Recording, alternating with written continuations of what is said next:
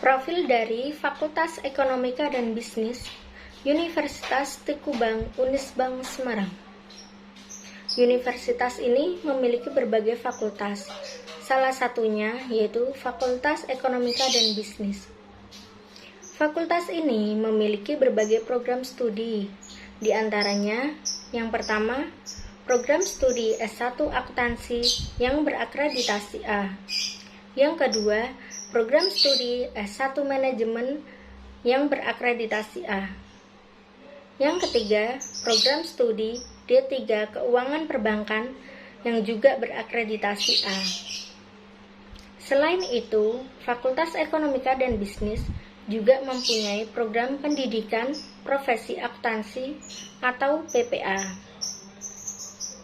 Fakultas Ekonomika dan Bisnis memiliki keunggulan kompetitif berkelanjutan yang berbasis kepada keuangan perbankan dan juga berjiwa kewirausahaan, serta menguasai teknologi informasi dan komunikasi, dan juga berdaya saing nasional. Assalamualaikum warahmatullahi wabarakatuh. Dengan saya, Sefna Caningsari, dari Universitas Tekubang Unisbang Semarang dengan NIM 1855252102, program studi S1 Akuntansi. Tujuan saya membuat video ini adalah untuk memenuhi tugas akhir semester mata kuliah Audit Manajemen yang diampu oleh Bapak Arif Himawan Dwi Nugroho, SE, AK, MM, CA, CPA. Pada kesempatan kali ini, saya akan memaparkan materi mengenai audit sumber daya manusia. Agenda kali ini yang pertama, audit sumber daya manusia. Yang kedua, pendekatan audit sumber daya manusia. Yang ketiga, langkah-langkah audit sumber daya manusia. Yang keempat, audit atas perolehan sumber daya manusia. Yang kelima, audit atas pengelolaan sumber daya manusia. Dan yang keenam, audit atas pengurangan sumber daya manusia. Audit sumber daya manusia. Audit sumber daya manusia merupakan penilaian dan analisis yang komprehensif terhadap program-program sumber daya manusia, untuk termasuk studi terhadap fungsi manajemen sumber daya manusia pada organisasi secara keseluruhan, termasuk yang dilaksanakan oleh manajer dan para supervisor. Audit sumber daya manusia menekankan penilaian evaluasi terhadap berbagai aktivitas sumber daya manusia yang terjadi pada perusahaan dalam rangka memastikan apakah aktivitas tersebut telah berjalan secara ekonomis, efisien, dan efektif dalam mencapai tujuannya, serta memberikan rekomendasi perbaikan atau berbagai kekurangan yang masih terjadi pada aktivitas sumber daya manusia yang diaudit untuk meningkatkan kinerja dari program atau aktivitasnya. Audit sumber daya manusia membantu perusahaan meningkatkan kinerja atas pengelolaan sumber daya manusia dengan cara yang pertama, menyediakan umpan balik nilai kontribusi fungsi sumber daya manusia terhadap strategi bisnis dan tujuan perusahaan. Yang kedua, menilai kualitas praktik kebijakan dan pengelolaan sumber daya manusia. Yang ketiga, melaporkan keberadaan sumber daya manusia saat ini dan langkah-langkah perbaikan yang dibutuhkan. Yang keempat, menilai biaya dan manfaat praktik-praktik sumber daya manusia. Yang kelima, menilai hubungan sumber daya manusia dengan manajemen lini dan cara-cara meningkatkannya. Yang keenam, merancang panduan untuk menentukan standar kinerja sumber daya manusia. Dan yang ketujuh, mengidentifikasi area yang perlu diubah dan ditingkatkan dengan rekomendasi klien. Kerangka kinerja audit. Kerangka kinerja audit sumber daya manusia menghubungkan pengelolaan sumber daya manusia dengan tujuan bisnis perusahaan secara keseluruhan. Dalam hubungan ini, audit menilai dukungan sumber daya manusia terhadap pencapaian tujuan perusahaan, komitmen perusahaan dalam memperdayakan dan melibatkan sumber daya manusia, serta mengidentifikasi permasalahan yang terjadi dalam hubungan tersebut, dan merekomendasikan langkah-langkah perbaikan yang diperlukan. Tujuan audit ada 5. Yang pertama, menilai efektivitas dari fungsi sumber daya manusia.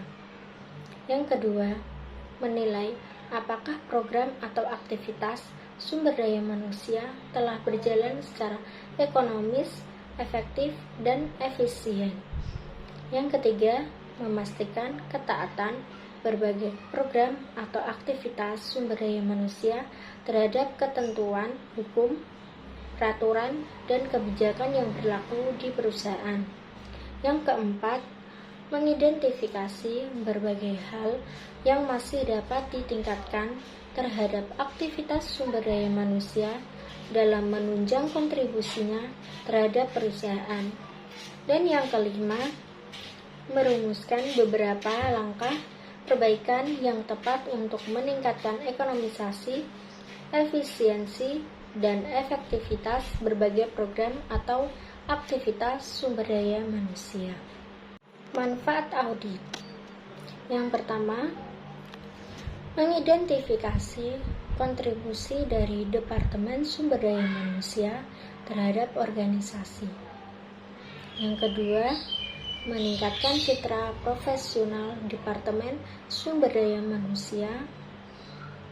Yang ketiga, mendorong tanggung jawab dan profesionalisme yang lebih tinggi karyawan Departemen Sumber Daya Manusia. Yang keempat, memperjelas tugas dan tanggung jawab Departemen Sumber Daya Manusia. Yang kelima, mendorong terjadinya keragaman kebijakan dan praktik sumber daya manusia. Yang keenam, menemukan masalah-masalah krisis dalam bidang sumber daya manusia. Yang ketujuh, memastikan ketaatan terhadap hukum dan peraturan dalam praktik sumber daya manusia.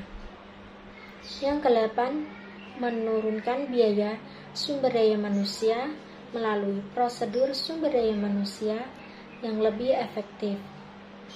Yang kesembilan, meningkatkan keinginan untuk berubah dalam Departemen Sumber Daya Manusia. Dan yang ke-10, memberikan evaluasi yang cermat terhadap sistem informasi sumber daya manusia. Pendekatan audit sumber daya manusia. Terdapat 3 pendekatan utama dalam audit sumber daya manusia. Yang pertama, menentukan ketaatan pada hukum dan berbagai peraturan yang berlaku. Audit menekankan penilaian bagaimana perusahaan menetapkan berbagai aturan dan kebijakan yang secara internal berlaku di perusahaan. Apakah telah sesuai dengan aturan dan hukum yang ditetapkan pemerintah sebagai pemegang otoritas, dan apakah setiap komponen dalam organisasi menjalankan aktivitasnya sesuai dengan aturan dan kebijakan tersebut. Manajemen puncak harus menyadari bahwa manajer di setiap tingkat berkewajiban untuk menaati peraturan dan ketentuan hukum yang berlaku. Yang kedua, mengukur kesesuaian program dengan tujuan organisasi.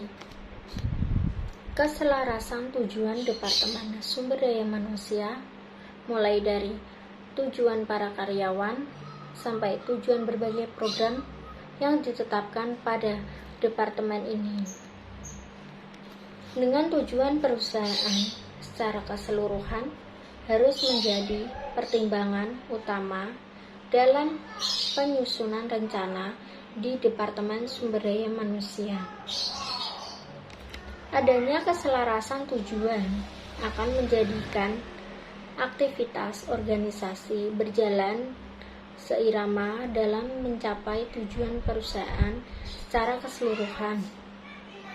Di samping itu, hal ini juga dapat menghindari benturan antar bagian yang ada, yang dipicu oleh kebutuhan jangka pendek masing-masing bagian berdasarkan ego sektoral masing-masing. Dan yang ketiga, menilai kinerja program. Mengukur kinerja program berarti menghubungkan aktivitas program sumber daya manusia yang diaudit dengan ukuran-ukuran keberhasilan yang telah ditetapkan sebelumnya. Di samping ukuran-ukuran keberhasilan, penilaian kinerja program juga dihubungkan dengan strategi dan rencana yang telah ditetapkan. Langkah-langkah audit. Yang pertama ada audit pendahuluan, yang kedua review dan pengujian pengendalian manajemen atas program-program audit, yang ketiga audit lanjutan, yang keempat pelaporan, dan yang kelima tindak lanjut. Audit pendahuluan. Auditor menekankan auditnya pada pencairan informasi, latar belakang, dan gambaran umum terhadap program atau aktivitas sumber daya manusia yang diaudit. Informasi yang diperoleh pada tahap ini akan mengantarkan auditor pada perumusan tujuan audit sementara. Sedangkan tujuan audit dalam audit sumber daya manusia harus dirumuskan terlebih dahulu dan memerlukan suatu survei awal untuk memahami kondisi yang terjadi berkaitan dengan program atau aktivitas yang diaudit dan masih memerlukan perbaikan untuk mendukung keberhasilan perusahaan di masa depan. Ketepatan perumusan tujuan audit ini sangat menentukan keberhasilan audit mencapai tujuannya. Tujuan audit terdiri atas 3 elemen, yaitu kriteria, penyebab, dan akibat. Kriteria merupakan standar atau norma yang menjadi pedoman bertindak bagi setiap individu dan kelompok dalam organisasi. Berbagai peraturan, kebijakan, dan ketentuan lain yang ditetapkan perusahaan sebagai pedoman dalam beraktivitas adalah kriteria. Kriteria inilah yang menjadi dasar bagi auditor dalam melakukan penilaian terhadap program atau aktivitas yang diaudit. Kriteria dapat berupa: yang pertama, rencana sumber daya manusia; yang kedua, berbagai kebijakan dan peraturan tentang sumber daya manusia; yang ketiga, tujuan setiap program sumber daya manusia; yang keempat, standar operation procedure atau SOP yang dimiliki perusahaan; yang kelima, rencana pelatihan dan pengembangan karyawan; yang keenam, standar evaluasi atau ukuran kinerja yang telah ditetapkan perusahaan; yang ketujuh, peraturan pemerintahan; yang kedelapan, standar atau norma yang merupakan best practice yang diterapkan oleh perusahaan sejenis dalam bidang sumber daya manusia dapat digunakan sebagai acuan. Dan yang kesembilan, kriteria lain yang mungkin untuk diterapkan. Penyebab merupakan pelaksanaan program-program sumber daya manusia dalam organisasi yang menyebabkan terjadinya kondisi sumber daya manusia yang ada saat ini. Penyebab yang bersifat positif, di mana aktivitas yang terjadi sangat mendukung tercapainya tujuan dari program atau aktivitas yang dilaksanakan atau dicapainya manfaat yang lebih dari program atau aktivitas yang dilaksanakan, seperti pemilihan metode, materi, dan tutor, dan pelatihan karyawan yang tepat, sehingga program pelatihan karyawan dapat mencapai tujuannya atau meningkatkan keterampilan dan disiplin karyawan.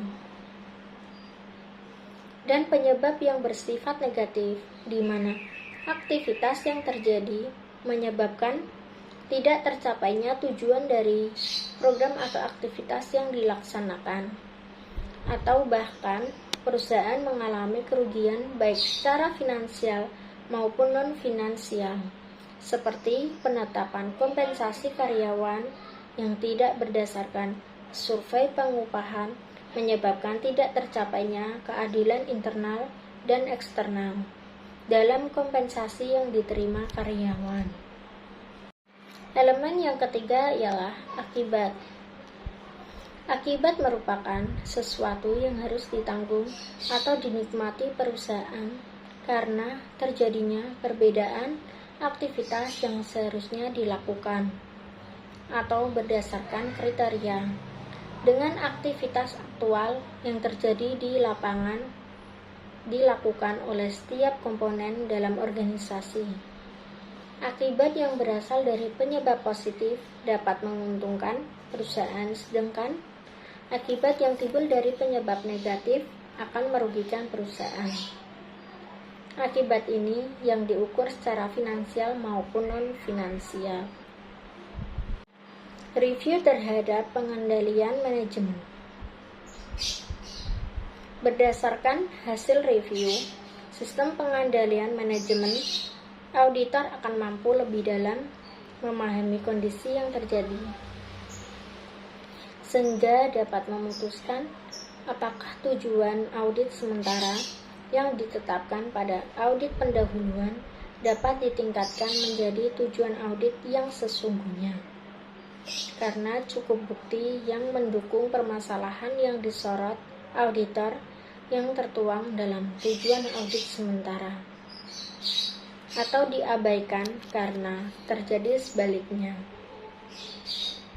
Berdasarkan hasil review, auditor dapat mengambil keputusan apakah audit dapat dilanjutkan atau tidak, mengingat ketersediaan data yang dibutuhkan dan kebebasan dalam melakukan audit atau tidak menghadapi keterbatasan akses dalam melakukan audit.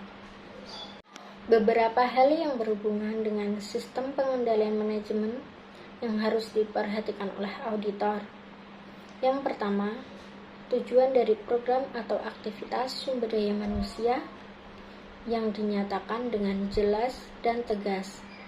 Yang kedua, kualitas dan kuantitas dari sumber daya manusia yang melaksanakan program atau aktivitas. Kualifikasi dari sumber daya manusia yang terlibat atau menjadi sasaran dari program atau aktivitas sumber daya manusia yang dilaksanakan. Yang ketiga, anggaran program. Yang keempat, pedoman atau metode kerja, persyaratan kualifikasi. Yang kelima, spesifikasi dan deskripsi pekerjaan. Dan yang keenam, standar atau ukuran kinerja program. Selanjutnya, audit lanjutan. Audit lanjutan bertujuan untuk memperoleh bukti yang cukup untuk mendukung tujuan audit yang ditetapkan berdasarkan hasil review dan pengujian pengendalian. Selanjutnya, mengumpulkan info latar belakang yang diperoleh dari luar perusahaan yang memiliki relevansi dengan kegiatan yang sedang diaudit. Pelaporan. Laporan harus disajikan dalam bahasa yang mudah dipahami. Laporan audit harus memuat tentang informasi latar belakang, kesimpulan audit, dan disertai dengan temuan-temuan audit sebagai bukti pendukung kesimpulan. Dalam laporan juga harus disajikan rekomendasi yang diusulkan auditor sebagai alternatif perbaikan terhadap penyimpangan atau kekurangan yang masih terjadi. Sebagai kelengkapan laporan juga harus menyatakan ruang lingkup dari audit yang dilakukan. Tindak lanjut. Tindak lanjut merupakan implementasi dari rekomendasi yang diajukan auditor. Manajemen dan auditor harus sepakat dan secara bersama-sama dalam melaksanakan tindak lanjut perbaikan. Pada dasarnya, keputusan untuk melakukan tindak lanjut sepenuhnya ada pada manajemen. Tetapi dalam pelaksanaannya, auditor mendampingi agar tindak lanjut tersebut berjalan sesuai dengan rekomendasi yang diajukan dan dapat mencapai tujuannya. Ruang lingkup audit menunjukkan luas area dari sasaran audit. Penentuan ruang lingkup audit harus mengacu pada tujuan audit yang telah ditetapkan. Ruang lingkup audit manajemen terdiri atas bidang keuangan, ketaatan kepada peraturan dan kebijakan perusahaan, ekonomisasi, efisiensi. Sumber dari pengembangan kriteria awal antara lain undang-undang, kebijakan-kebijakan yang ditetapkan, norma yang umum, kriteria yang digunakan, dan pengalaman auditor. Program kerja audit. Program kerja audit merupakan rencana dan langkah kerja yang harus diikuti oleh auditor dalam melaksanakan tugas audit. Berdasarkan tujuan dan tujuan yang ditetapkan, program kerja audit memuat beberapa pertanyaan dan langkah kerja untuk memperoleh temuan audit sesuai dengan tahapan-tahapan audit. Agenda yang keempat yaitu audit atas perolehan sumber daya manusia. Perencanaan sumber daya manusia merupakan proses analisis dan identifikasi tentang kebutuhan dan ketersediaan sumber daya manusia untuk menyelesaikan berbagai bidang tugas dan tanggung jawab yang harus dikelola perusahaan dalam mencapai tujuannya. Perencanaan sumber daya manusia secara maksimal mengadopsi berbagai perubahan lingkungan bisnis dan organisasi yang terjadi, sehingga dapat memenuhi tuntutan perubahan yang tertuang dalam rencana strategis perusahaan. Faktor yang mempengaruhi penawaran tenaga kerja. Ada 4. Yang pertama, pengaruh pemerintah. Yang kedua, kondisi perekonomian. Yang ketiga, kondisi persaingan dan posisi perusahaan. Dan yang keempat, komposisi tenaga dan pola kerja. Selanjutnya, sumber tenaga kerja atau alternatif dalam pencairan sumber daya manusia. Juga ada 4. Yang pertama, lembaga pelatihan tenaga kerja. Yang kedua, perguruan tinggi. Yang ketiga, bursa kerja. Dan yang keempat, lembaga yang menyediakan tenaga kerja.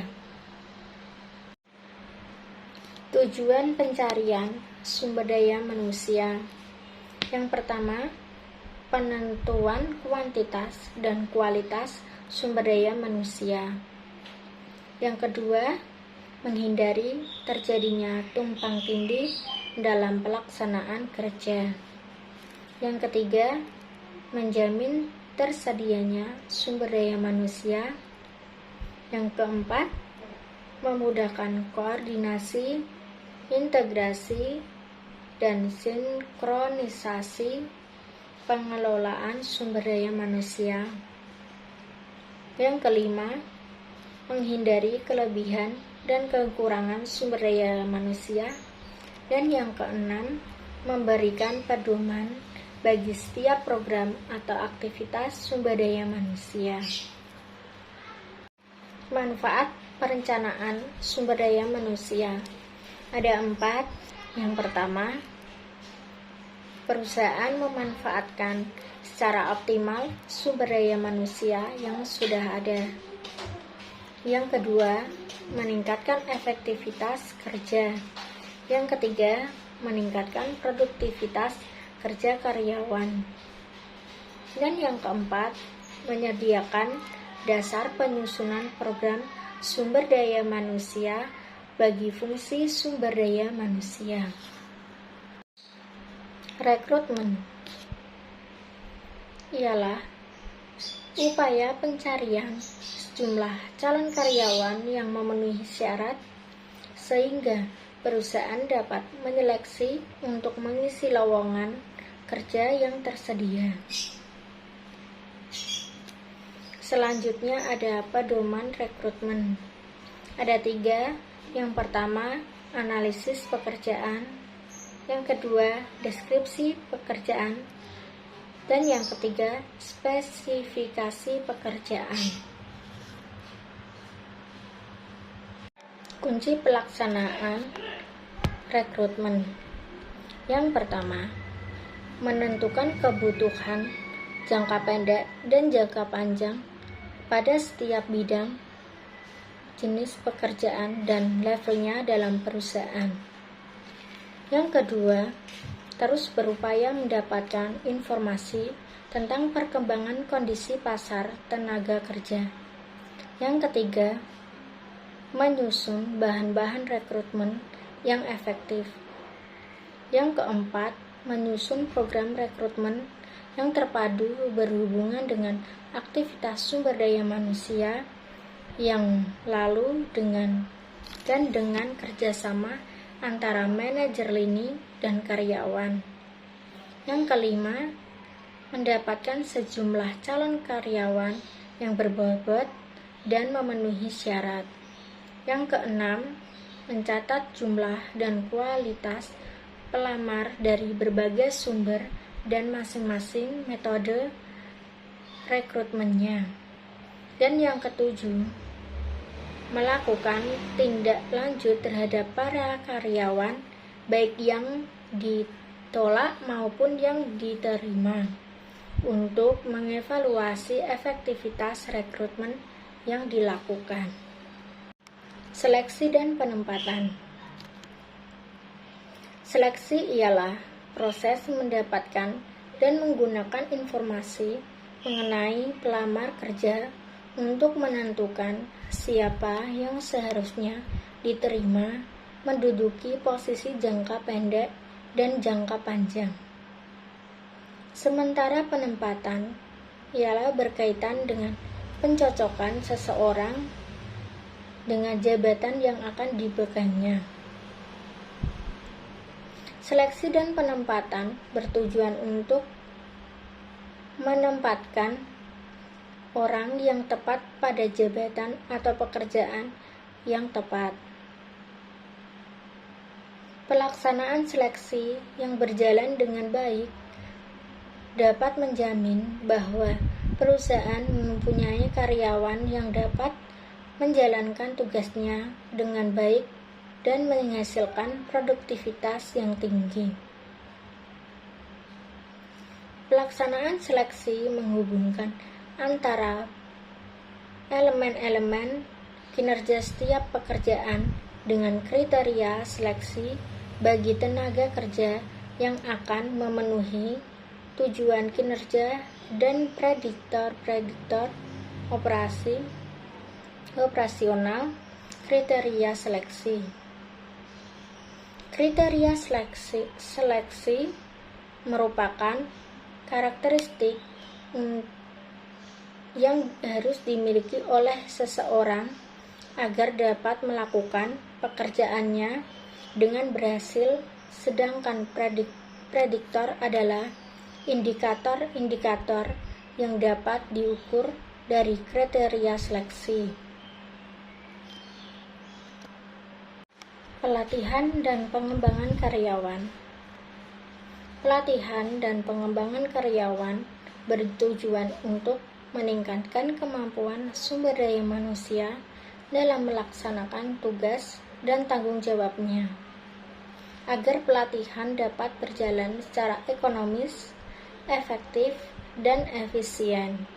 Maka diperlukan identifikasi terlebih dahulu terhadap kebutuhan pelatihan sebelum program pelatihan ditetapkan.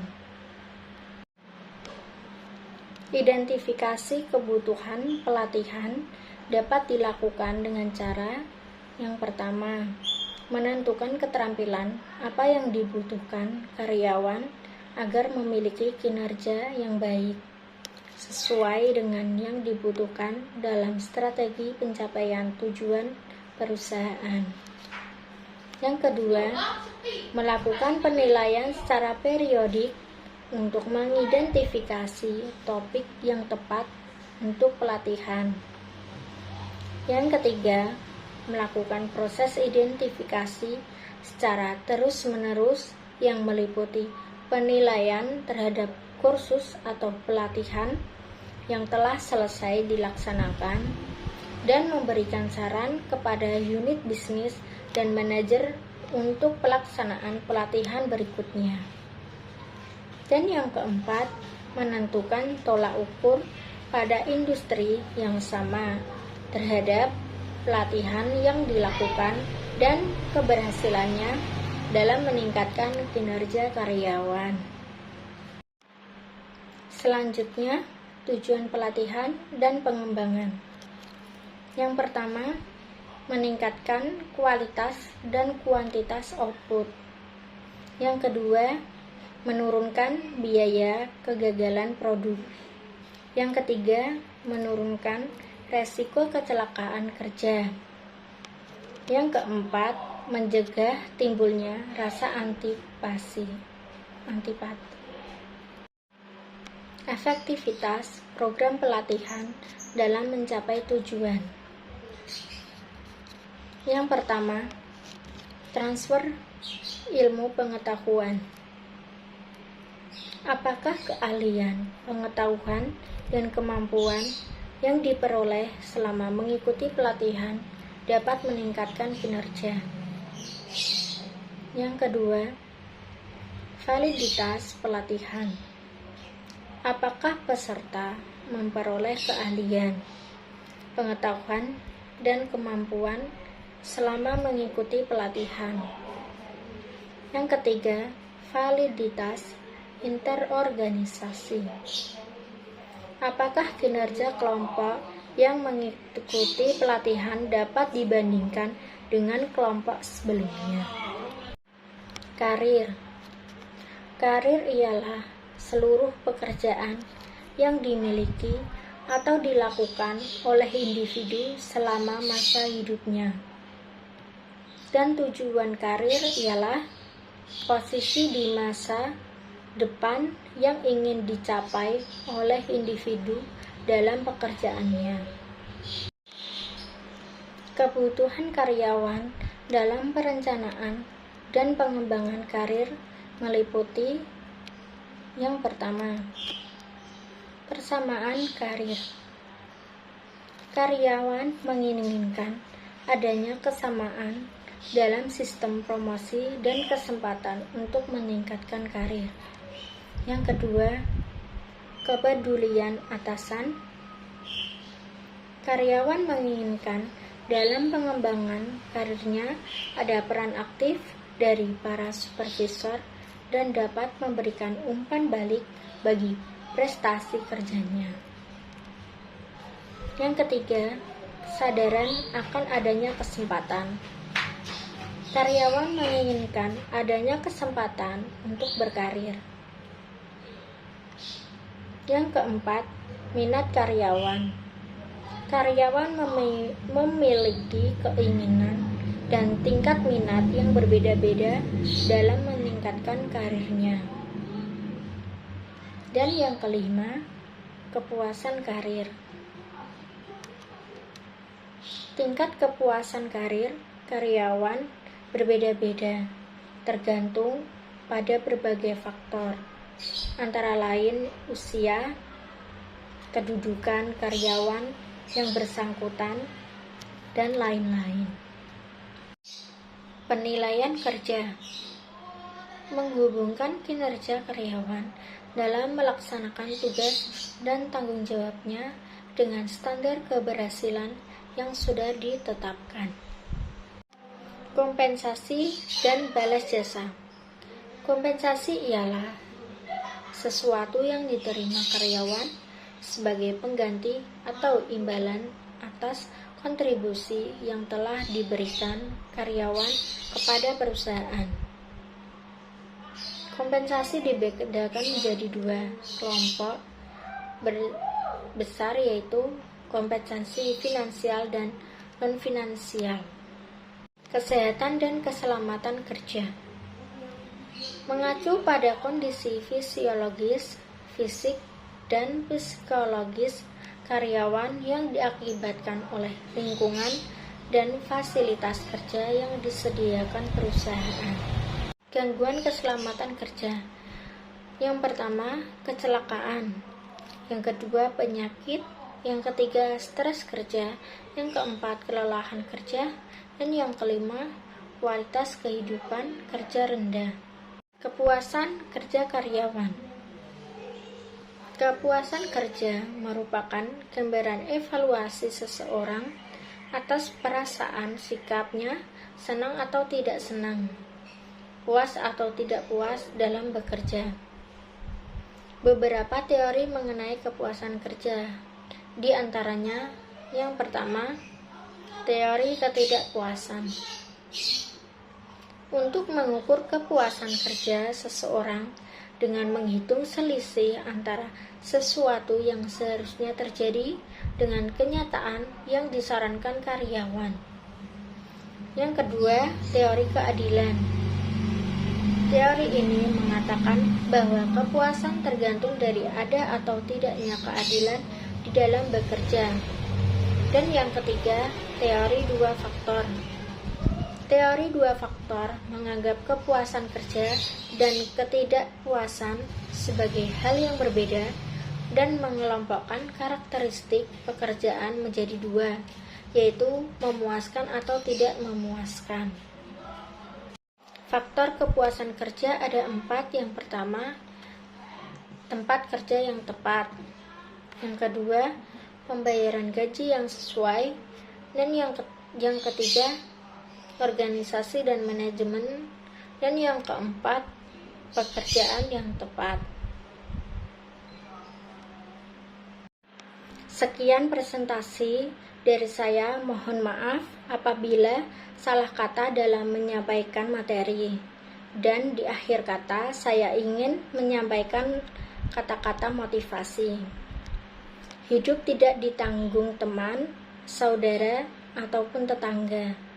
Maka jangan malu untuk memulai usaha. Wassalamualaikum warahmatullahi wabarakatuh.